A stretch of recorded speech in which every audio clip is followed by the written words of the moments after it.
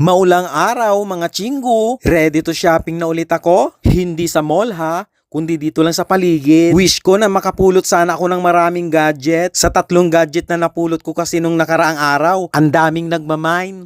Kung ano lang kasi ang nakikita ko dito sa paligid, ay yun lang. At bawat paglalakad-lakad ko, sinuwerte naman ako ngayon sa gamit pang kusina. May air fryer, kawali, at mga makakapal na kaserola. Thank you sa nagtapon. Quality mga chinggo. At parang babasaging kaserola naman tong isa. Mukhang mga bago pa pero tinapon na. Kaya siguradong maraming mga mamis ang magmamay na naman neto. Pag nandito ka talaga sa Korea, hindi mo na kailangan mamili ng mga gamit. Dahil dito ay pupulutin mo lang. Ops, bawal sa mga maaarte ha. Gandang-ganda ako sa air fryer na to. Ang linis, halos bago pa pero tinapon na. O baka naman may sira. Kaya itesting ko na lang sa bahay pag uwi ko. Kumuha lang ako ng lagayan para sa mga nalimot kong mga gamit. Pati nga itong lagayan na nakuha ko sa basurahan ay napakaganda pa. Ang sarap talaga mamasura dito sa Korea. Unang basurahan pa lang ang napuntahan ko pero nakadali agad. Kaya lagi akong ginaganahan mag-ikot sa mga basurahan dito sa amin. Pag uwi ko nga sa aking tirahan, syempre tuwang-tuwa na naman ako. Tinesting ko agad ang air fryer. Pagkasaksak ko nga ay may power naman. Ewan lang baka di uminit. Ito kasing gamit ang wala sa amin. Plano na namin bumili ng bagong ganito. Pero mukhang malilibre na naman ang air fryer na to. Pag gumana, pag uminit, ibig sabihin ay good. Pag hindi uminit, malamang ang ulo ko ang mang-iinit. Char!